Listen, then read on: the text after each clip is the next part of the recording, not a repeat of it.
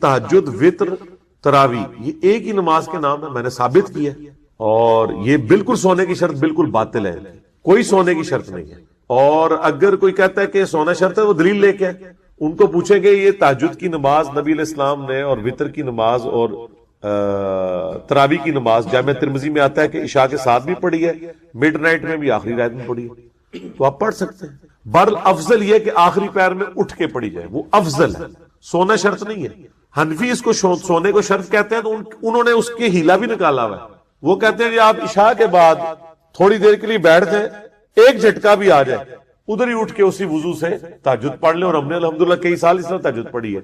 अब तो हमें पता चल गया कि इसकी जरूरत ही नहीं। सही मुस्लिम में 1724 नंबर हदीस है कि नबी अलैहिस्सलाम वितर के बाद हमेशा 2 नफिल पढ़ते थे।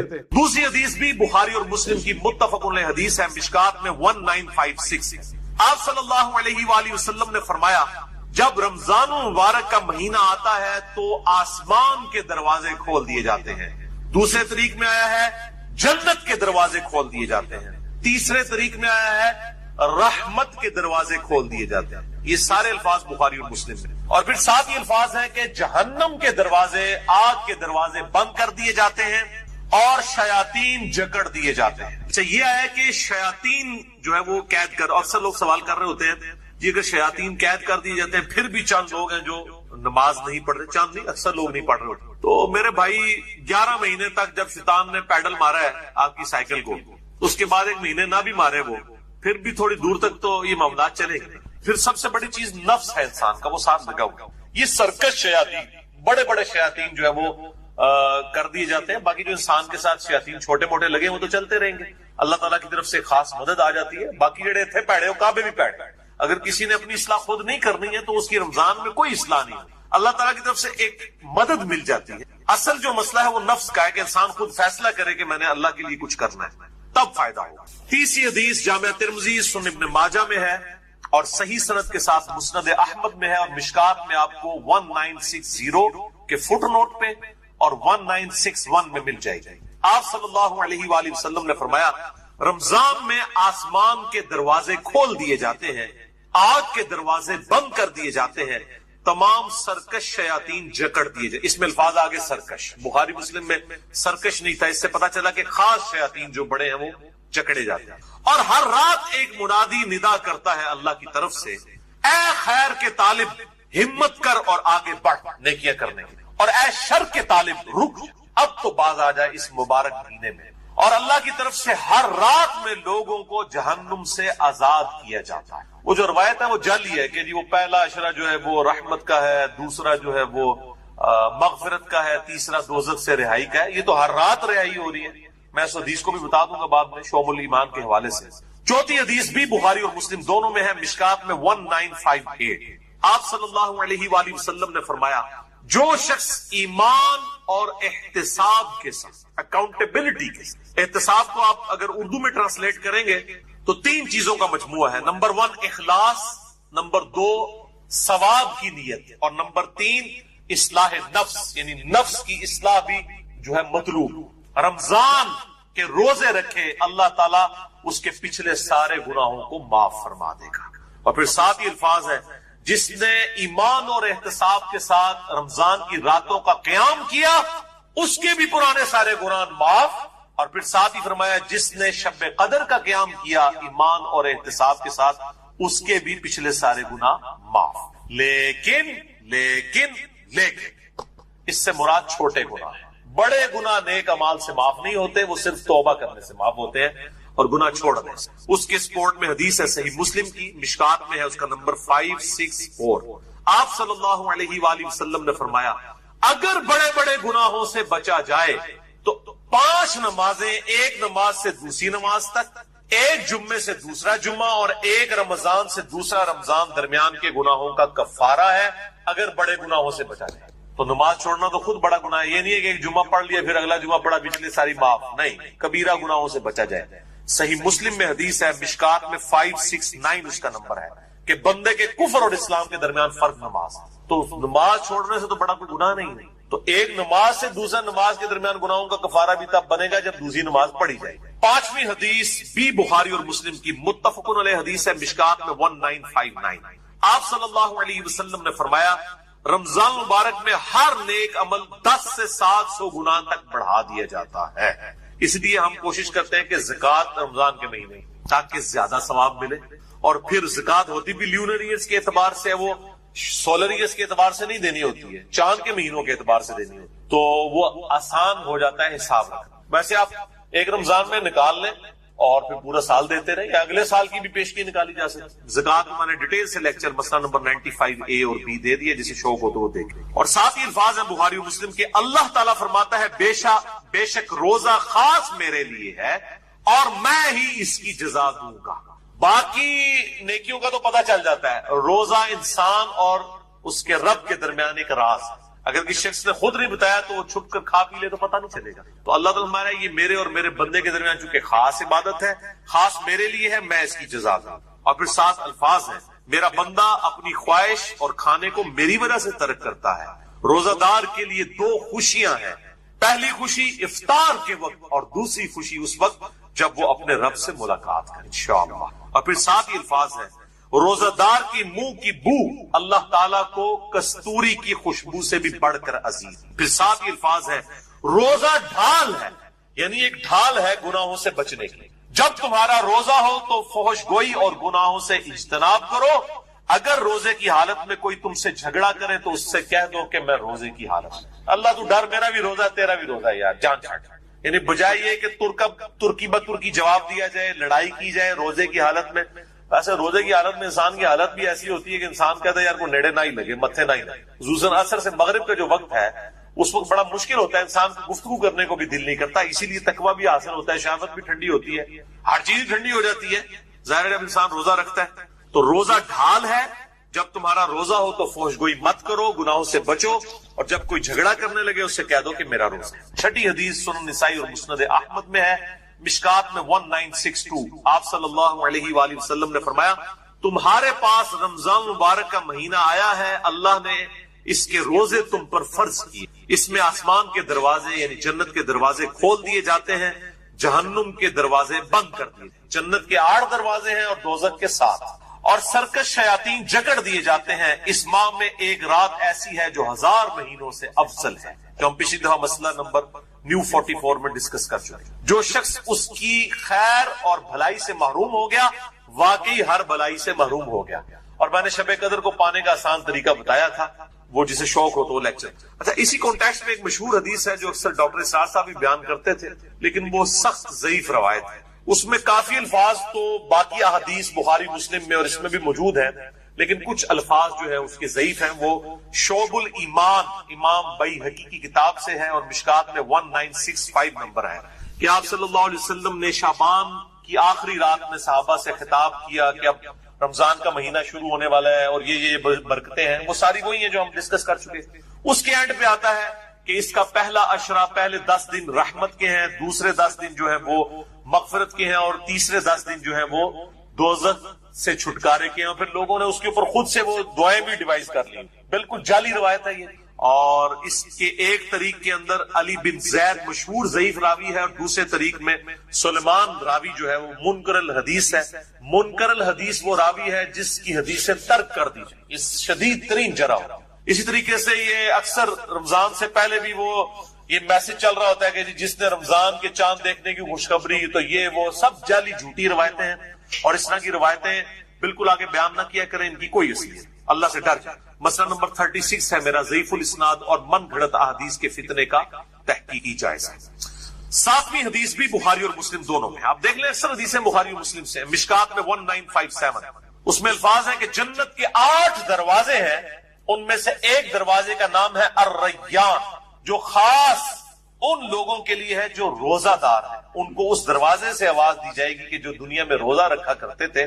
الریان دروازے سے ندا کی جائے گی اور ان کو جنت میں اس دروازے سے داخل کیا. اس کے علاوہ ذاکرین کے لیے ہے اور قتال کرنے والوں کے لیے مختلف نیکیوں کے لیے دروازے آئے ہیں. بھائیو، اس بات پر اجماع ہے کہ ہر صاحب نصاب عاقل اور بالغ پر اس کا جو بچت والا مال ہے جس سال گزر جائے امر نیونر ہے تو سال میں ایک دفعہ زکات دیں فرض ہے. پوری امت کا یہ ہوگا جتنے اہل سنت کے آف شور کی مال کی اور اس سب کا اس کی یہ زکات ہے ہر مسلمان میں نصاب ہونے ایک دفعہ جب وہ تھریش ہولڈ پوائنٹ کو کراس کر نصاب ہے. اس حوالے سے اگر کوئی شخص یہ زکات دے دے گا تو پھر کم مال کا جوڑنا اس خزانہ جمع کرنا اگر وہ ریگولر ادروائز آپ نے توبہ کی آیت نمبر 35 کہ یہ مال جو سونا اور چاندی یہ گرم کر کے لوگوں کے ماتھوں پر داغے جائیں گے کہ پہلو زکات نہیں. پچھلی دفعہ میں نے ڈیٹیل سے اس حوالے سے ایک موقوفاً صحیح حدیث بھی ہے جامع سیدنا ابن عمر اللہ تعالی جو مال کس کو حاصل ہوا اور اس کے پاس ایک سال تک پڑا رہا زکات دے فرض. امام ترمذی رحمۃ اللہ علیہ نے پھر اس کے ساتھ اہل علم کے کامنٹس بھی کہ اگر سال گزر گیا سال گزرنے سے جسٹ تھوڑی دیر پہلے اگر اس صاحب نصاب کے مال میں کوئی اور مال ایڈ ہو گیا تو کیا صرف سال گزرنے والے مال پر زکات دے گا یا پورے مال پر؟ انہوں نے کہا کہ اکثر اہل اتفاق ہے کہ پورے ہی مال پر کیونکہ صاحب نصاب وہ پہلے ہی اگر وہ 12 مہینے چاند کے اعتبار سے پہلے 10ویں مہینے اسے اور رقم مل گئی اندر ایڈ ہو گئی پوری کی وہ. اب رہا یہ مسئلہ کہ رمضان مبارک میں زکات دینی چاہیے یا رمضان کے علاوہ بھی اس میں رمضان کی کوئی قید نہیں, رمضان کے علاوہ بھی آپ سکتے ہیں جب بھی آپ کا پورا ہوگا. لیکن یہ بات کہ صحیح بخاری اور مسلم حدیث ہے بخاری میں 1904 2707 کہ امام کائنات صلی اللہ علیہ وسلم فرمایا موت ہی کہنا چاہیے اسرائیل کا لفظ بھی ثابت. پھر ملک الموت تشریف لاتے ہیں حتیٰ کہ وہ اس کے سر کے پاس بیٹھ کر کہتے ہیں پاکیزہ روح اللہ کی مغفرت اور اس کی رضامندی کی طرف چل. وہ روح ایسے نکلتی ہے جیسے مشکیزے سے پانی کا قطرہ بالکل غیر محسوس طریقے سے اس کی روح نکال لی. اور جب ملک الموت اس کی روح نکالتے ہیں تو باقی فرشتے اسے آنکھ چھپکنے کے برابر بھی ملک الموت کے پاس نہیں رہنے دیتے بلکہ اسے فوراً اس کے کفن اور اس خوشبو میں لپیٹ دیتے ہیں جو جنت سے لائی. پھر اس کی روح کو لے کر بلند ہوتے ہیں اور فرشتوں کی جس جماعت کے پاس سے وہ گزرتے ہیں تو فرشتے پوچھتے ہیں کہ یہ کیسی خوشبو ہے تو وہ اس کے دنیا کے ناموں میں سے بہترین نام لے کر بتاتے ہیں کہ یہ فلاں بن فلاں کی روح ہے. حتیٰ کہ وہ اسے آسمان دنیا تک لے پہنچتے ہیں اور اس کے لیے دروازے کھولنے کی اجازت طلب کرتے ہیں تو جنت کے جو آسمانوں کے دروازے ہیں اس کے لیے کھول دیے جاتے ہیں. پھر ہر آسمان کے مقرب فرشتے اگلے آسمان تک اسے پروٹوکول دیتے ہوئے اس روح کے ساتھ جاتے ہیں حتیٰ کہ اسے 7ویں آسمان تک پہنچا دیا جاتا ہے. تو اللہ تعالیٰ فرماتا ہے میرے بندے کا نامہ اعمال علیین میں لکھ دو جو سورۃ المطففین میں آیا ہے. علیین اور سجین یہ دو مقامات ایمان والوں کی روحیں جو ہیں علیین میں ان کا نامہ اعمال لکھا جاتا ہے اور جو منافقین ہیں مجرم ہیں سجین میں لکھا ہے. سورۃ المطففین سورۃ نمبر 83 ہے پارہ نمبر 30 کے اندر. اور اسے واپس دنیا کی طرف لے جاؤ کیونکہ میں نے انہیں اسی دنیا سے پیدا کیا اور اسی میں انہیں لوٹاؤں گا اور پھر دوبارہ اسی سے نکالوں گا. پھر اس کی روح اس کے جسم کی طرف لوٹا دی جاتی. لیکن یہ لوٹنا دنیا کا سا لوٹنا نہیں ہوگا, یعنی وہ لوٹنے کے بعد یہ نہیں ہے کہ مردہ قبر میں کوئی بیٹھ جائے گا ہمیں نظر آئے گا. یہ سب کچھ برزخی معاملات ہوں گے جو میں نے پچھلی دفعہ ڈسکس کیے تھے سورہ فاطر کی آیت نمبر 42 کے تحت کہ نیند کی حالت میں بھی انسان کی روح قبض ہوتی ہے لیکن اس کو چٹکی کاٹے تو وہ جاگ اٹھتا ہے. روح کا تعلق بھی رہتا ہے اس حالت میں بالکل اس طریقے سے. یہ ایک ڈیفرنٹ لائف ہے برزخی. پھر 2 فرشتے اس کے پاس آتے ہیں یعنی اس کی قبر میں اسے بٹھا کر پوچھتے ہیں. اب یہ وہ 4 سوال یہاں پر آ رہے ہیں اس ڈیٹیل میں. پہلا سوال کرتے ہیں تیرا رب کو من رب, وہ کہتا ہے ربی اللہ میرا رب اللہ ہے. دوسرا سوال پوچھتے ہیں تیرا دین کیا, ما دینو تیرا دین کیا, تو وہ کہتا ہے میرا دین اسلام ہے. پھر پوچھتے ہیں کہ وہ آدمی جو تم میں مبعوث کیے گئے وہ کون ہے. اب یہاں پر وہ ڈیٹیل ہے الذی بعث فیکم, وہ شخص جو تم میں مبعوث کیا گیا تھا وہ کون تھا.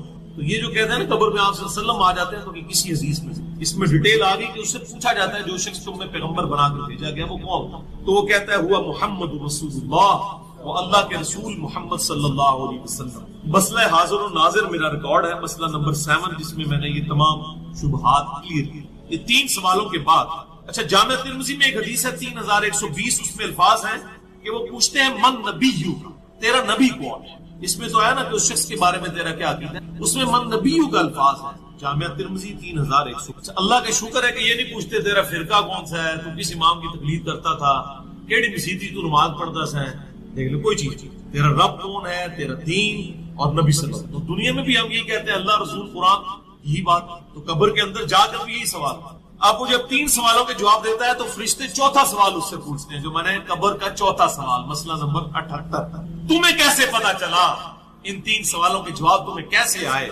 وہ کہتا ہے میں نے اللہ کی کتاب پڑھی تھی، میں اس کتاب پر ایمان لایا اور میں نے اس کے حق ہونے کی. اللہ کی کتاب پڑھی ہوگی تو تصدیق کرے گا نا. اگر سنا کے سنی ہوگا تو کیا تصدیق کرے گا؟ ہاں پڑھا کے سنی ہوگا تو تصدیق. پھر آسمان سے آواز آتی ہے، میرے بندے نے سچ کہا، اس کے لیے جنتی بچھونا بچھا دو، اسے جنتی لباس پہنا دو اور اس کے لیے جنت کی طرف دروازہ کھول دو. قبر کے اندر ہی جنت کی طرف دروازہ کھول. یعنی آپ سمجھ لیں جس طرح یہ آپ ٹچ سکرین موبائل رکھ کے اور جناب لیپ ٹاپ رکھ کے سامنے لوگ بیٹھے ہوتے ہیں نا، تو ایک دوسری دنیا میں چلے جاتے ہیں. تو جنت کا فزیکلی دروازہ کھول دیا جائے گا، اس کو جنت کی ہوائیں بھی، خوشبو بھی آئے گی اور انتظار وہ کرے گا. وہاں اسے ہوا کے جھونکے اور خوشبو بھی آتی ہوگی اور حد نظر تک اس کی قبر کو کشادہ کر دیا جائے گا.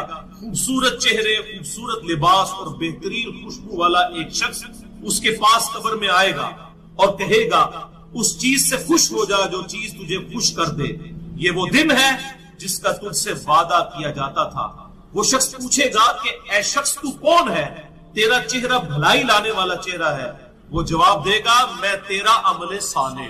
یعنی نیک اعمال ایک خوبصورت انسان کی شکل میں اس کی قبر میں آ. تو پھر وہ شخص کہے گا اے اللہ، اے میرے رب، جلدی کر، فوراً قیامت قائم فرما دے حتیٰ کہ میں اپنے اہل و عیال کی طرف چلا جاؤں. یعنی مومن کہے گا اللہ جلدی جلدی قیامت آئے، مجھے تو اینڈ رزلٹ نظر آ رہا ہے، مجھ سے انتظار نہیں ہوتا، فوراً قیامت آ جائے. ابھی سائملٹینیس کنٹراسٹ آنے والا. جب کافر اور مجرم شخص دنیا سے جاتا ہے تو آپ صلی اللہ علیہ وسلم نے فرمایا سیاہ چہروں والے فرشتے بالوں سے بنا ہوا ایک کمبل لے کر آسمان سے نازل ہوتے ہیں اور حد نظر فاصلے تک اس کے سامنے بیٹھ جاتے ہیں. پھر ملک الموت، موت کا فرشتہ آتا ہے حتیٰ کہ اس کے سر کے پاس بیٹھ جاتا ہے اور کہتا ہے خبیث روح، اللہ کی ناراضگی کی طرف چل. وہ روح اس کے جسم میں پھیل جاتی ہے تو وہ ملک الموت اس طرح اسے کھینچتا ہے جیسے لوہے کی سلاخ کو گیلے اون میں سے کھینچا جاتا ہے. گرم سلاخ جو ہے وہ اونی کپڑے کے اندر، گیلے کے اندر ڈال کے یوں کھینچی جائے نا، اس طرح اس کے پورے جسم سے اس کی روح. پھر ملک الموت سے باقی فرشتے اس کی روح کو لے کر پلک جھپکنے کے برابر بھی وہاں نہیں رہنے دیتے حتیٰ کہ وہ اسے بالوں سے بنے ہوئے کمبل میں لپیٹ لیتے ہیں اور اس سے زمین کے مردار سے نکلنے والی انتہائی بری بدبو نکلتی. وہ اسے لے کر اوپر چڑھتے ہیں تو وہ فرشتوں کی جس جماعت کے پاس سے گزرتے ہیں تو فرشتوں کی جماعتیں کہتی ہیں کیسی خبیث روح ہے. وہ کہتے ہیں یہ فلاں بن فلاں کی روح ہے اور وہ اس کی دنیا کا انتہائی کبھی نام لے کر بتاتے ہیں حتیٰ کہ اسے آسمانی دنیا تک لے جایا جاتا ہے. اس کے لیے دروازے کھولنے کے لیے درخواست کی جاتی ہے تو آسمان کے دروازے اس کے لیے نہیں. پھر رسول اللہ صلی اللہ علیہ وسلم نے سورۃ الاعراف کی آیت پڑھی کہ ان کے لیے آسمانوں کے دروازے نہیں کھولے جائیں گے، وہ جنت میں داخل بھی نہیں ہوں گے حتیٰ کہ اونٹ سوئی کے سوراخ سے گزرے. یہ سورۃ الاعراف کی آیت آپ سمجھیں. پھر آپ صلی اللہ علیہ وسلم نے فرمایا کہ اللہ تعالیٰ فرماتا ہے اس کی کتاب کو سب سے نچلی زمین میں سجین میں لکھ دو. پھر اس کی روح کو شدت کے ساتھ پٹ کھا جاتا ہے. پھر آپ صلی اللہ علیہ وسلم نے یہ آیت تلاوت فرمائی سورہ الحج کی، جو شخص اللہ کے ساتھ شرک کرتا ہے گویا وہ آسمان سے گر پڑا تو اب پرندے اسے اچک کر لے جائیں یا کسی دور جگہ پر پھینک. پھر اس کی روح اس کے جسم میں لوٹا دی جاتی ہے اور 2 فرشتے اس کے پاس آ کر اس سے پوچھتے ہیں تیرا رب. اب اس سے بھی سوال ہو. وہ حیرت زدہ ہو کر کہتا ہے ہائے افسوس، ہائے افسوس، میں نہیں جانتا، میں نہیں جانتا. پھر پوچھتے ہیں تیرا دین کیا ہے. وہ پھر حیرت زدہ ہو کر کہتا ہے ہائے افسوس، ہائے افسوس، میں نہیں جانتا، میں نہیں جانتا. پھر اس سے پوچھتے ہیں کہ جو شخص تم میں مبعوث کیے گئے وہ کون تھے. تو وہ کہتا ہے ہائے افسوس، میں نہیں جانتا، میں نہیں جانتا. پھر آسمان سے آواز آتی ہے اس نے جھوٹ بولا، اس کے لیے جہنم کا بچھونا بچھا. اور بخاری میں الفاظ ہیں 1374. اس کے جواب میں فرشتے پھر اس سے چوتھا سوال کیا کرتے ہیں لا دریتا ولا تلیتا. اور تو نے خود پڑھ کر سمجھنے کی کوشش کیوں نہیں کی؟ یا جو لوگ سمجھے ہوئے لوگ تھے، کتاب و سنت کے منہج پر چلنے والے لوگ تھے، ان کے ساتھ تو کیوں نہیں چلا؟ اللہ تعالیٰ فرماتا ہے اس کے لیے جہنمی بچھونا بچھا دو، جہنم کی طرف ایک دروازہ کھول دو، وہاں سے گرمی اور گرم ہوا اس کی قبر میں آتی رہے گی. اس کی قبر کو اس قدر تنگ کر دیا جائے گا کہ اس کی پسلیاں ایک دوسرے کے اندر داخل ہو جائیں گی اور ایک قبیح چہرے والا شخص قبیح لباس میں انتہائی بدبودار حالت میں اس کے پاس آئے گا اور اسے کہے گا تمہیں ایسی چیزوں کی بشارت ہو جو تمہیں غمزدہ کر دیں، یہ تیرا وہ دن ہے جس کا تجھ سے وعدہ تھا۔ وہ پوچھے گا تو کون ہے؟ تیرے چہرے سے تو خیر کی توقع نظر نہیں آتی۔ وہ جواب دے گا میں تیرا خبیث عمل ہوں۔ بات عمل کے ساتھ ہی ہے، صرف کلمہ پڑھنا کافی ہے، عمل۔ پھر وہ کہتا ہے میرے رب قیامت قائم نہ کرنا، اے میرے رب قیامت قائم نہ کرنا۔ مومن کیا کہتا ہے؟ قیامت قائم کر رہے ہیں۔ اب یہ وہ حدیث ہے وہ جس اس آیت کو حل کرتی ہے جو پچھلی دفعہ ایک بھائی نے سوال بھی کیا تھا۔ سورہ یاسین کی آیت نمبر ہے 52۔ قالوا یا ویلنا من بعثنا من مرقدنا، یعنی جب قبروں سے نکالا جائے گا مجرموں کو، وہ کہیں گے ہائے افسوس ہمیں کس نے ہماری قبروں سے باہر نکالا۔ تو اللہ تعالیٰ کیا فرمائے گا؟ ھذا ما وعد الرحمن وصدق المرسلون، یہی ہے وہ جس کا وعدہ رحمان نے کیا تھا اور رسولوں نے سچا کہا۔ تو کہتے ہیں جی منکرین عذاب قبر کہتے ہیں جی وہ انسان کو کہتے ہیں ہماری قبروں سے کس نے اٹھا لیا، تو اس پہ عذاب تو نہیں ہوتا؟ عذاب تو ہو رہا ہے۔ آپ دیکھیں اس حدیث میں کیا کہہ رہا ہے اللہ قیامت قائم نہ کرنا، یعنی یہ عذاب تو آیا، قیامت آئی تو پھر بڑا عذاب بھی مجھ پر آئے گا۔ تو اسی لیے وہ حیرت زدہ ہوگا قیامت والے دن کہ اب میرے اوپر اگلی مصیبت آ گئی، عذاب کی چوتھی اور فائنل قسط بھی میرے پر آنے والی۔ اللہم اجرنا من النار۔ 11ویں حدیث سنن نسائی میں 1834، مشکات میں 1629۔ ابو ہریرہ رضی اللہ تعالیٰ عنہ کہتے ہیں آپ صلی اللہ علیہ وسلم نے فرمایا جب مؤمن شخص کی موت کا وقت آتا ہے تو رحمت کے فرشتے سفید ریشم لے کر آتے ہیں اور کہتے ہیں راضی ہونے والی پسندیدہ روح نکل، اللہ کی راحت اور رزق کی طرف چل، رب تجھ پر ناراض نہیں۔ تو وہ بہترین کستوری کی خوشبو کی طرح نکلتی ہے، حتیٰ کہ وہ ایک دوسرے سے اسے لے کر اس طرح کرتے کرتے آسمان کے دروازوں تک پہنچ جاتے ہیں۔ تو وہ کہتے ہیں زمین سے ایک ایسی پاکیزہ خوشبو تمہارے پاس آئی ہے، وہ اسے مومنوں کی روح کے پاس لے جاتے ہیں، یعنی نیک آدمی کی روح کو، جو پہلے مومن مر چکے ہیں ان کی روحوں کے پاس، تو انہیں اس کے آنے پر اس سے بھی زیادہ خوشی ہوتی ہے، یعنی مومن انتظار کر رہے ہوتے ہیں اور ویلکم کرتے ہیں، جیسا کہ تم میں سے کسی کو اپنے بچھڑے ہوئے شخص کے ملنے پر خوشی ہوتی ہے۔ تو وہ آلریڈی جو مردہ روحیں وہاں پر پہنچی ہوتی ہیں، جو مر چکے شخص جو ہوتے ہیں ان کی روحیں، وہ نئی آنے والی روح سے پوچھتے ہیں فلاں کا کیا حال ہے، فلاں کا کیا حال ہے۔ پھر وہ کہتے ہیں اسے چھوڑ دو کیونکہ یہ ابھی ابھی دنیا کے غم میں مبتلا ہو کر یہاں پر آیا ہے۔ تو مرنے والا شخص کہتا ہے کہ تم جس شخص کے بارے میں مجھ سے پوچھ رہے ہو وہ تو فوت ہو چکا ہے، کیا تمہارے پاس نہیں آیا؟ وہ کہتے ہیں اسے تو اس کے ٹھکانے ہاویہ یعنی جہنم میں پہنچا دیا گیا ہے۔ اور جب کافر شخص کی موت کا وقت آتا ہے تو عذاب کے فرشتے بالوں کا لباس لے کر اس کے پاس آتے ہیں اور اسے کہتے ہیں ناراض ہونے والی ناپسندیدہ روح نکل، اللہ کے عذاب کی طرف چل۔ وہ مردار کی انتہائی بدبو کی صورت میں نکلتی ہے، حتیٰ کہ وہ اسے زمین کے دروازے کے پاس لے آتے ہیں تو وہ کہتے ہیں یہ کتنی بدبودار ہے، حتیٰ کہ اسے کافروں کی روح کے پاس ملا دیا جاتا۔ اب دیکھیں کہ وہ مومن پوچھ رہے ہوتے ہیں، اب میں اس کو ٹرانسلیٹ کر رہا ہوں، برا نہیں منانا۔ وہ مومن کہتے ہیں کہ فلاں شخص کا کیا حال ہے، فلاں بزرگ، فلاں مولوی صاحب، فلاں حضرت صاحب کدھر ہے؟ وہ کہنا وہ تو جناب کروں گا مار بیٹھے تو آڈے کول نہیں پہنچے، اور پھر فرشتے سے جناب اتنے نہیں آئے جو دوزخ کی تھے، دیکھ لیں۔ یعنی وہ اسی لیے پوچھ رہے ہوتے کہ تو چل ہم تک پہنچ گیا، فلاں بھی ایک دنیا میں بڑا کوئی مشہور نیک آدمی تھا، وہ کدھر گیا؟ تبھی تو وہ ایکسپیکٹ کر رہے ہوتے ہیں نا اس کو کہ اس کو بھی یہاں پہ آنا چاہیے، تو ان کو بتایا جاتا ہے کہ بھئی وہ یہاں پر نہیں، وہ کہیں اور۔ 12ویں حدیث جامع ترمذی میں 1071 نمبر اور مشکات میں 130 نمبر ہے۔ سیدنا ابو ہریرہ کہتے ہیں نبی صلی اللہ علیہ وسلم نے فرمایا جب میت کو دفن کیا جاتا ہے تو دو سیاہ فام نیلی آنکھوں والے فرشتے اس کے پاس آتے ہیں، ان میں سے ایک کو منکر اور دوسرے کو نکیر کہا جاتا ہے۔ سیاہ فام نیلی آنکھوں والے خطرناک شکل کے فرشتے منکر اور نکیر۔ بس وہ کہتے ہیں تم اس شخص کے بارے میں کیا کہا کرتے تھے، یعنی نبی صلی اللہ علیہ وسلم کے بارے میں سوال ہوتا ہے تو وہ کہتا ہے وہ اللہ کے بندے اور اس کے رسول ہیں، میں گواہی دیتا ہوں کہ اللہ کے سوا کوئی معبود نہیں اور محمد صلی اللہ علیہ وسلم اس کے بندے اور رسول ہیں۔ وہ دونوں فرشتے کہتے ہیں ہمیں پتا تھا تم یہی جواب دو گے۔ پھر اس کی قبر کو لمبائی اور چوڑائی میں 70 ہاتھ کشادہ کر دیا جاتا ہے، یہ 70 کہتے ہیں کثرت، حد نظر تک کشادہ کر دیا جاتا ہے۔ پھر اس کے لیے اس میں روشنی کر دی جاتی ہے، پھر اسے کہا جاتا ہے سو جا، وہ کہتا ہے میں اپنے گھر والوں کے پاس واپس جانا چاہتا ہوں۔ پر میں نے ایک ڈیٹیل لیکچر ریکارڈ کروایا مسئلہ نمبر 56 کے فضائل اور سی احکاموں، 2 گھنٹے میں سارے ٹاپکس کور کر، اسپیسیفک سوال کو میں ایڈریس کر دیتا ہوں۔ سب سے پہلے تو سیگے ہیں، جو درود شریف کا جو سب سے پسندیدہ سیگا ہے وہ وہی ہے جو ہمارے درود ابراہیمی کا پہلا جز اللہم صلی علی محمد وعلی آلہ. سنن نسائی میں حدیث ہے انٹرنیشنل کے مطابق 1293 اور ایک نمبرنگ کے مطابق ہے 1292.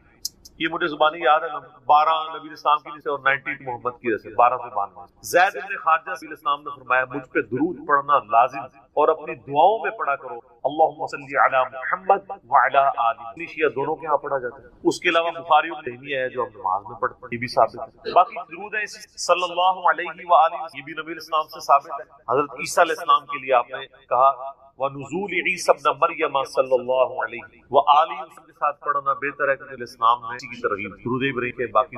اب رہا مسئلہ تعداد میں پڑھا جائے اس میں توفیق. مجموع الزوائد میں صحیح سند کے ساتھ موجود ہے سنن طبرانی کے ریفرنس کہ جو شخص صبح کے وقت 10 دفعہ پڑھ لے اور 10 دفعہ شام کے قیامت والی شفاعت میں کوئی بڑا آسان ہے. 10 دفعہ اللہم صلی علی محمد وعلی آلہ محمد پڑھنے میں اتنا ٹائم لگے. باقی اللہ تعالیٰ نے ڈیٹم لیول کے اوپر تو آپ کو ویسے ہی لازمی کر دیا ہے. نماز میں ہم دروشی پڑھ ہی رہے ہوتے ہیں ہر نماز میں دروشی کے بغیر تمہاری نماز ہی اور ہماری نماز تو ہم تو دعائے قنوت کے بعد بھی دروشی پڑھتے ہیں. صحیح سند سے ثابت. نماز جنازہ میں دروشی پڑھتے ہیں. ہر جگہ مسجد میں داخل ہوتے وقت وہ حدیثیں موجود میں نے اس لیکچر میں ساری دی. ہر خطبے کے آغاز میں جس مجلس میں نبی اسلام کا ذکر ہو وہاں پہ مولا علی نے حدیث ہے جامعہ ترمذی سند کے کہ نبی صلی اللہ علیہ وآلہ وسلم فرمایا وہ شخص کنجوس کے سامنے میرا ذکر ہو اور مجھ پر درود پڑھے اللہم صلی علی محمد وعلی آل محمد. اور ترمذی میں ایک حدیث ہے وہ شخص تباہ و برباد ہو جس کے سامنے میرا ذکر ہو اور مجھ پر درود پڑھے اللہم صلی علی محمد وعلی آل محمد. اور اس کے علاوہ سنن طبرانی میں ایک روایت ہے اس روایت کی اختلاف ہے لیکن کچھ محدثین اسے صحیح سمجھتے ہیں. اس میں ضرور بیان کرتا ہوں کہ جو شخص روزانہ 100 دفعہ درود تو قیامت والے دن اللہ تعالیٰ اسے کے ساتھ اور اس کی دونوں آنکھوں کے درمیان لکھا ہوگا کہ یہ شخص منافقت اور دو کی آگ سے 100 دفعہ درود. میری تو کوشش 100 دفعہ درود روزانہ کم از کم ضرور پڑھا جائے. اگر کوئی روزانہ نہیں پڑھ سکتا 10 دفعہ تو پڑھ لیں. اور نبی اسلام کے آپ اکثر وظائف دیکھیں وہ 100 دفعہ ہی اکثر وظائف جو زیادہ تعلیم کیے گئے جیسے بخاری مسلم میں حدیث ہے کہ جو شخص 100 دفعہ پڑھ لے سبحان اللہ و بحمدہ اس کے سارے گناہ معاف کر دیے گئے چاہے سمر کی جھاگ کے برابر ہو. اور جو شخص صبح و شام 100 دفعہ یہی پڑھے تو قیامت دن اس سے بڑھ کے کوئی عمل نہیں لے کے آ سکتا سوائے اس سے زیادہ وہ کلمات پڑھ لیں 100 کا.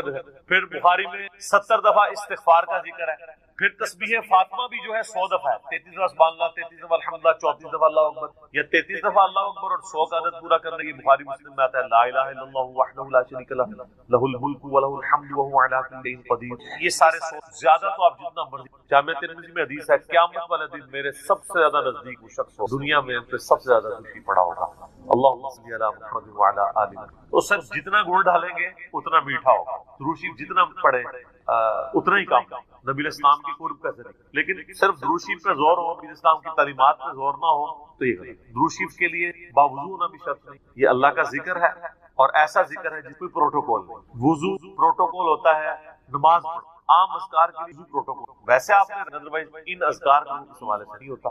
تو میری خواہش یہ ہے کہ آپ روزانہ کم 100 دفعہ ضرور پڑھیں. اگر نہیں پڑھ سکتے صبح فجر کے بعد 10 دفعہ اور 10 دفعہ مغرب کے بعد صبح شام 10 دفعہ پڑھ لیں تاکہ شفاعت رسول صلی اللہ علیہ وآلہ وسلم حاصل ہو. پھر مسلم میں حدیث ہے بخاری میں قصہ ہے کہ جو اذان کا جواب دے یعنی وہی مؤذن والے کلمات ریپیٹ کرے اس کے بعد مکشی پڑھے اور الوسیلہ والی دعا مانگے شفاعت اس کے لیے حلال ہو جائے گی. وہاں بھی صحیح مسلم میں حدیث ہے جو ایک دفعہ 10 دروشی پڑھے گا اللہ تعالیٰ اس پہ 10 رحمتیں نازل فرمائے گا. سنن نسائی میں حدیث ہے جو ایک دفعہ دروشی پڑھے گا اللہ تعالیٰ اس پہ 10 رحمتیں نازل فرمائے گا اسے 10 درجات بلند کر دے گا اسے 10 نیکیاں عطا فرمائے گا اس کے 10 گناہ معاف کر دے گا. اتنی بڑی فضیلت ہے سر. اتنی بڑی فضیلت مجھے بتائیں کس عمل کی ہوگی. نفلی عبادات میں افضل تر عبادت دروشی. اچھا یہ دروشی اللہ کی عبادت ہے کیونکہ آپ رجوع اللہ کرتے ہیں. اللہم صلی علی محمد وعلی آلہ. یہ جو جمعے کے دن کے وظائف ہیں وہ آپ غروب آفتاب جمعرات میں اس سے لے کے جمعے کی مغرب تک کر سکتے. یہ نہیں ہوتا کہ جمعے کے دن کو جمعے والے دن خوشی پڑھنے کی ضرورت ہے. ابو داؤد کے اندر اور نسائی میں ابن ماجہ میں نبی صلی اللہ علیہ وآلہ وسلم فرمایا جمعے کا دن تمام دنوں کا سردار ہے. اسی دن آدم علیہ السلام پیدا ہوئے وہ فوت ہوئے دن پہلا سور پھونکا جائے گا دوسرا سور پھونکا جائے گا قیامت قائم ہوگی. تم جمعے والے دن مجھ پہ کثرت سے درود پڑھو تمہارا درود پیش کیا جائے. تو صحابہ کرام نے جرأت کر کے پوچھا یا رسول اللہ جب آپ مر جائیں گے اور آپ کی ہڈیاں مٹی میں مل سر یہ صحابہ کے الفاظ جب تک تو 95 سی ورنہ آج تک کو سوال کر سکتا ہے. صحابہ پہ اللہ کی کروڑوں رحمتیں وہ سوال کیے تو نبی علیہ السلام نے فرمایا کہ ان اللہ حرم علی الارض ان تأکل اجساد الانبیاء. بے شک اللہ نے مٹی پہ حرام کر دیا کہ کو کھائے. تو نبیوں سلامت ہیں ان پر درود شریف پیش. جمعے والے دن کی خاص مدت ہے, جمعے والے دن 100 بار پڑھ لیں. نبی علیہ السلام کی بارگاہ میں درود نسائی میں زمین پہ کچھ رشتے سیاحت کرتے ہیں, بس سلام پہنچاتے ہیں. اور میں نے دیکھا ہے کہ حقیقت بات مسلمانوں کے جتنے مقام ان میں سے 2 مخالف کا بہت اہتمام ہے.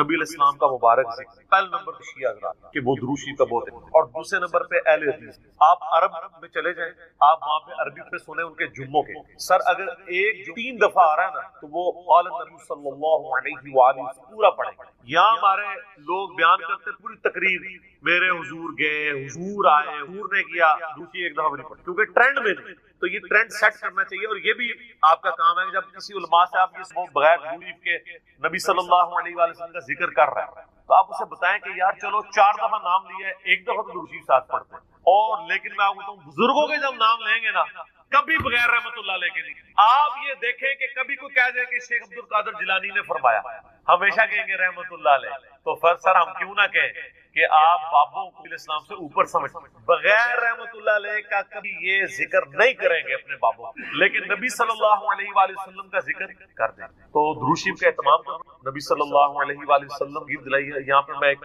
مسئلہ عرض کر دوں, جو درود شریف کے دشمن ہے نا اہل بیت کے, وہ اکثر اس چیز کو اٹھاتے ہیں. وہ کہتے ہیں ذکر ہے نا اللہم صلی علی محمد وعلی آل محمد, یہاں آل محمد سے مراد نبی اسلام کے اہل بیت نہیں بلکہ پوری امت ہے, کیونکہ قرآن میں تو آل فرعون کہا گیا ہے, فرعونیوں کو, آل موسیٰ, تو یہ بھی آل محمد سے مراد ہے محمد والے نا.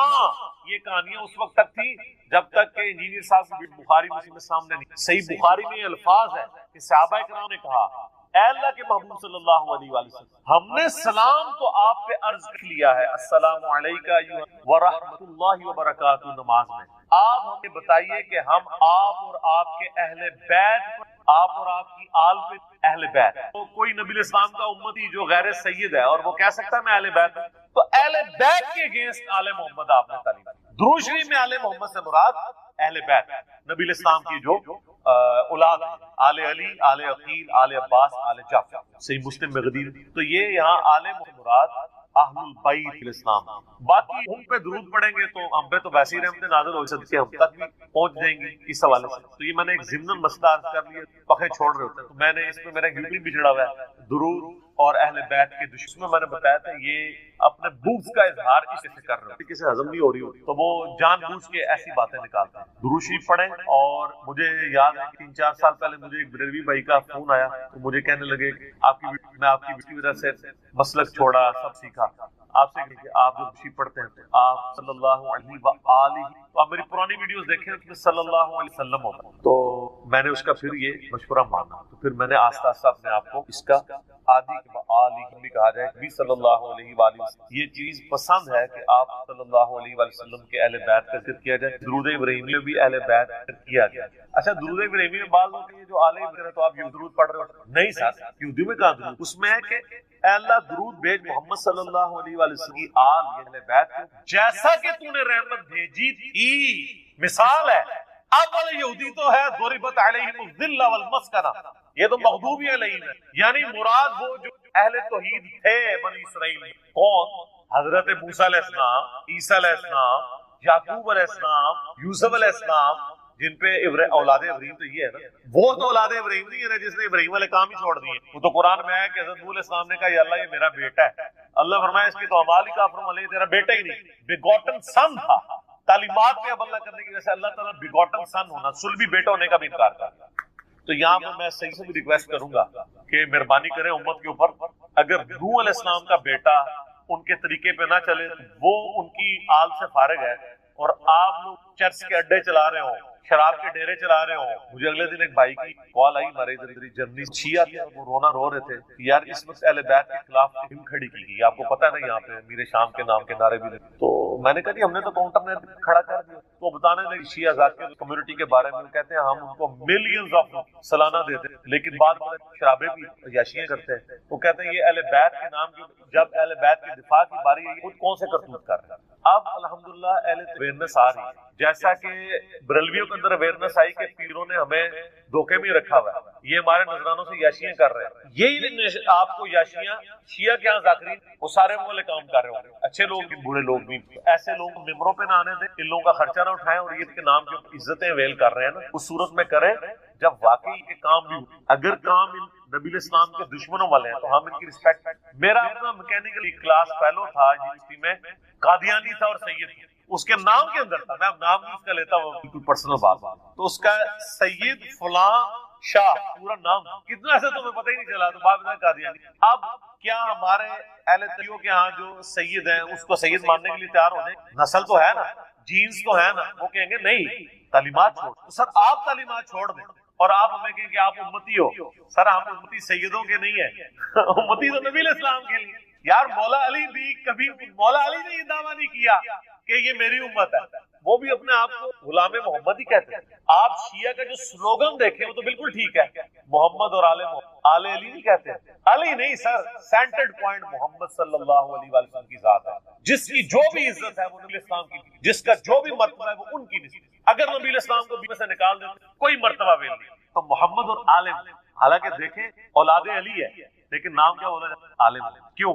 یہ اللہ نے رشتہ کروایا. سنن نسائی میں صحیح سند کا حدیث ہے، پہلے حضرت ابوبکر نے رشتہ مانگا تھا نبی الاسلام سے سیدہ فاطمہ کے لیے، جب تک کہ حضرت خود سسر نہیں بنے. نبی الاسلام نے کہا میری، پھر حضرت عمر نے مانگا، فرمایا چھوٹی، پھر حضرت علی نے مانگا تو رشتہ کر دیا، کیونکہ اللہ نے وحی کے ذریعے بتایا تھا کہ آپ کی اولاد یعنی جو آل محمد ہے وہ اولاد علی ہے. یہ سر آسمانی رشتہ طے ہوا، یہ چھوٹا معاملہ نہیں ہے. تو اس لیے جو لوگ اولاد علی اور اہل بیت ہونے کا دعویٰ کرتے ہیں، خدا کے لیے اہل بیت کے نام کے اوپر آپ داغ نہ اور دھبا نہ بنے، بلکہ ان کی تعلیمات کو بھی آگے. یہ ہمارا مسئلہ سے لے کے اگلے جمعے تک اس کے لیے نور ہو جائے گا اللہ کی. اور موقوفہ روایت جو دارمی کے اس میں ہے کہ اس کے اور خانہ کعبہ شریف کے درمیان ایک نور ہو جائے گا اگلے جمعے تک کے لیے، یعنی اللہ تعالیٰ اس کو ایک فضیلت دے گا. اور دارمی میں شب جمعہ کا ذکر ہے. یہ جو جمعے کے دن کے وظائف ہیں وہ آپ یعنی غروب آفتاب جمعرات اس سے لے کے جمعے کی مغرب تک کر سکتے. یہ نہیں ہوتا کہ جمعے کے دن کوئی کرتا. سورۃ الکہف کی جمعے کے دن یہ فضیلت ہے. سورۃ الکہف کی فضیلت میں مسلم شریف کی حدیث بھی ہے نا کہ وہ ایک صحابی رات کے وقت سورۃ الکہف کی تلاوت کر رہے تھے تو ان کا گھوڑا بھی دب گیا، بادل اتنا قریب آیا آسمان کا کہ لگتا ہے کہ اب وہ گھوڑے پہ گرنے لگا تو گھوڑا بھی دب گیا. تو صبح نبی علیہ السلام کو آپ وہ فرشتے سے تمہاری تلاوت سننے کے لیے آئے، وہ بادل یہ والا نہیں تھے. نبی علیہ السلام جب تک دنیا میں موجود تھے اس وقت صحابہ کے ساتھ بھی ایسے واقعات ہوا کرتے، کیونکہ صحابہ کو اللہ تعالیٰ نے امت کے اوپر یعنی دعوت کا ذریعہ بنانا تھا. ان کا ایمان بہت ہائی لیول کا، اس وقت ایسے ایکسپیرینسز ہو جائے گا. سورۃ الکہف جمعے والے دن پڑھے، فضیلت ہے. جمعرات والے دن مغرب سے لے کے جمعے کی مغرب سے پہلے پہلے کسی بھی وقت آپ پڑھ سکتے، ٹھیک ہے نا. یہ جو بھی وظائف ہوتا ہے نا اسلام میں، جب دن کی بات ہو رہی ہوتی ہے نا تو دن سے مراد وہ پورے 24 گھنٹے ہوتے ہیں. اسلام میں 24 گھنٹے سٹارٹ ہوتے ہیں ایک مغرب سے اگلی مغرب. اچھا آپ کو آج بھی مدینہ شریف میں گھڑی لگائی گئی ہے انہوں نے، روزہ شریف میں وہ باب ابوبکر کی طرف، اس کی ٹائم روزانہ آگے ایک بندہ سیٹ کرتا ہے، وہ مغرب سے مغرب 24 گھنٹے کرتے ہیں. ظاہر روزانہ سیٹ ہی کرنی پڑے گی نا اس اعتبار سے. تو باقی گھڑیاں جو ہیں ہمارے شمسی اعتبار سے چلتے ہیں. تو جتنے وظائف آتے ہیں نا کہ یہ فلاں کام جمعے والے دن کرنا ہے، تو جمعے کے دن سے مراد ہے اس ایون یہ غسل والا معاملہ. اگر کوئی جمعے کے دن کو غسل نہیں کر سکتا تو جمعے اور جمعرات کی درمیانی رات اصل میں یہ کہ ہفتے میں ایک دن، مسلم شریف کی حدیث ہے کہ ہر مسلمان پہ، ہر مسلم پہ ہفتے میں ایک دن غسل کرنا واجب ہے، جس میں وہ اپنے جسم کی کا میل وہ آپ کسی بھی دن کر سکتے ہیں، لیکن سب سے بہتر ہے کہ آپ جمعے والے دن. ویسے مسلمان تو آپ کو پتا ہے پانی کی مچھلی ہے، مسلمان کا تو گزارا ہی نہیں ہوتا غسل کے بغیر. لیکن یہ جرم اسی لیے ہو رہا ہے کہ امت کو کہانی کرا دی کہ اس نے ایک دفعہ بھی کلمہ پڑھ لیا ہے اب جنت اس کی گارنٹیڈ، جو مرضی کرتا رہے.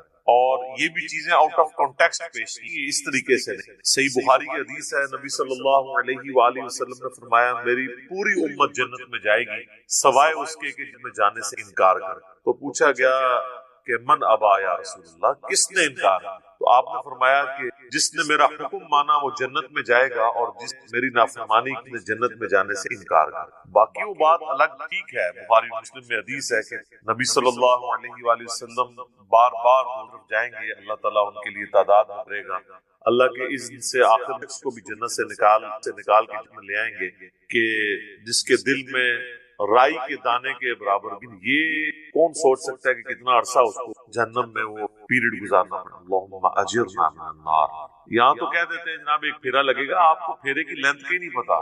ہم لوگ تو 5 سے 10 سیکنڈ موم بتی کے فلیم کے اوپر نہیں ہاتھ رکھ سکتے. دنیا کی آگ، اور بخاری اور مسلم دونوں میں حدیث ہے کہ آخرت کی آگ دنیا کی آگ سے 70 گنا تیز. تو یہ بات کر دینا بڑا تھا. اچھا آپ اس کو دنیا میں اگر کسی کو پریکٹیکلی امیجن کروائیں نا تو وہ کانپ اٹھے. اگر کسی کو آ جائے نا کہ میں ایک جمعے کی نماز چھوڑنے پر یا ایک فجر زور اثر مغرب کی چھوڑنے پر، فجر چھوڑنے پر فجر سے لے کر ظہر تک ایک 10x10 کے کمرے میں رکھا جائے گا جس میں 100 کوبرا سانپ ہوں گے، 100 بچھو ہوں گے اور 100 اژدہے ہوں گے، بس صرف فجر سے زور تک تم نے وقت گزارنا ہے ایک نماز چھوڑ، تو وہ کام اس تصور، کیونکہ اس کو امیجن کرتا ہے. آخرت چونکہ دیکھی نہیں ہے تو وہ کہتا ہے بس ٹھیک ہے دیکھی جائے گی انشاءاللہ تعالی جو کچھ بھی ہے تیرے معبود. جمعے کا معاملہ تو بہت سخت. جمعے کی آپ اہمیت کا اندازہ اس بات سے لگا دیں، جمعے کی نماز کے اوپر ایک پوری سورت، اس کا نام ہی جمعہ ہے، سورت نمبر 62 پارہ نمبر 28، اور اس میں باقاعدہ اللہ تعالیٰ نے جمعے کی فرضیت کا ذکر کیا ہے. اعوذ باللہ من الشیطان الرجیم، بسم اللہ الرحمن الرحیم. یا ایھا الذین آمنوا اذا نودی للصلاۃ یوم الجمعہ، اے ایمان والو جب ندا دی اذان دی جائے جمعے کے لیے، اس کی نماز کی جمعے کے دن، فاسعوا الی ذکر اللہ، تو جلدی سے لپکو اللہ کے ذکر کی طرف، وذروا البیع، اور تجارت چھوڑ، ذالکم خیر لکم تم تعلمون، اسی میں تمہاری خیریت ہے اگر تم جانتے. فاذا قضیت الصلاۃ، ہاں جب نماز پڑھ چکے، فانتشروا فی الارض وابتغوا من فضل، اس کے بعد تم زمین میں پھیل سکتے ہو اور اللہ کے فضل کو تلاش کرو. آپ یعنی صرف جمعے کے اس ٹائم پیریڈ کے لیے آپ نے کاروبار زندگی کو ترک کر. واذکروا اللہ کثیرا لعلکم، اور اللہ کو بہت کثرت سے یاد کرو تاکہ تم فلاح پاؤ. جمعے کی فرضیت قرآن میں، اس سے آپ اس کی اہمیت کا اندازہ لگا. باقی اتنی نمازوں کا ذکر ہے وہ جنرل ہے ان کی فرضیت کے اعتبار سے، یا ایون سورۃ النور کے اندر صلاۃ الفجر اور عشاء اور ظہر کا ذکر آیا تو وہ پردے کے اعتبار سے ہے. فرضیت کا جہاں تک ذکر ہے نا اسپیسیفک، وہ جمعے کی نماز، اسی لیے اس کی سب سے زیادہ امپورٹنس، اور جمعے کی بھی نماز کی امپورٹنس، جمعے کی اس ایکٹیویٹی کی امپورٹنس ہے.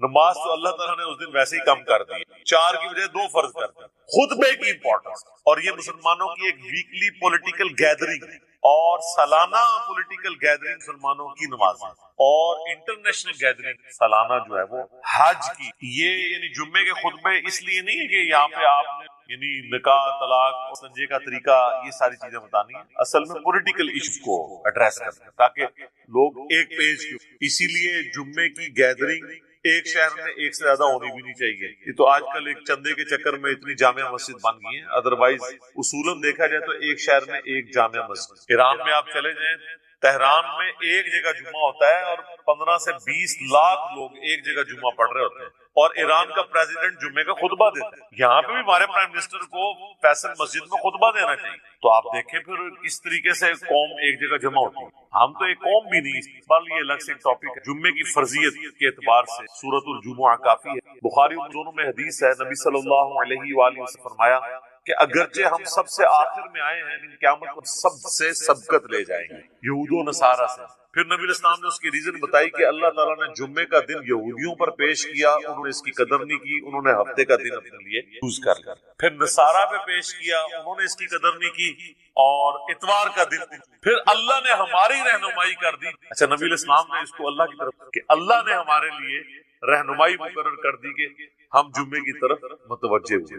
اور پھر نبی صلی اللہ علیہ وآلہ وسلم فرمایا کہ قیامت والے دن، یعنی اس جمعے کے دن کے تحفے کو ایکسپٹ کرنے کی وجہ سے قیامت والے دن سبقت لے جائے گا. سب سے پہلے جنت میں جانے والے صلی اللہ علیہ وآلہ وسلم انشاءاللہ تعالی. اللہم اجعلنا منهم، آمین. صحیح مسلم میں ایک حدیث ہے کہ نبی صلی اللہ علیہ وآلہ وسلم فرمایا کہ جمعے کا دن باقی تمام دنوں کا سردار ہے.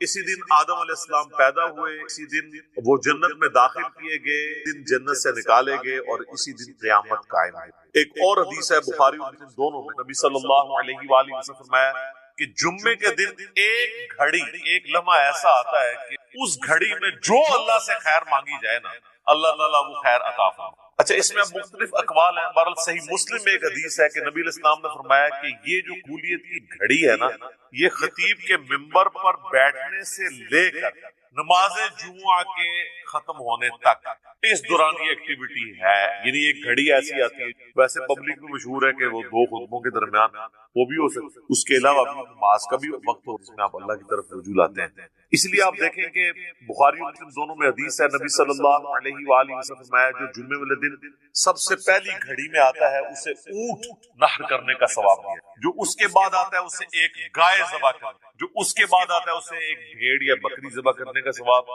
جو اس کے بعد آتا ہے اسے ایک مرغی ذبح کرنے کا، اور جو بالکل اینڈ پہ آتا ہے اس انڈا صدقہ کرنا. اور پھر اس کے بعد الفاظ ہے کہ اس کے بعد فرشتے رجسٹر بند کر دیتے ہیں جب خطیب ممبر پہ چڑھ جاتا ہے. یعنی یہ ساری گھڑیاں خطیب کے ممبر پہ چڑھنے سے پہلے، اور پھر فرشتے جو ہیں وہ بھی الذکر سننا شروع کر دیتے ہیں. الذکر یعنی جو خطیب خطبہ دے رہے شرط کہ وہ ذکر ہو، کہانیاں نہ ہو. الذکر تو پھر سر یہی ہے، انا نحن نزلنا الذکر وانا له لحافظ. صحیح مسلم میں حدیث ہے کہ نبی علیہ السلام کی جمعے کا خطبہ جو ہے وہ قرآن ہی ہوا.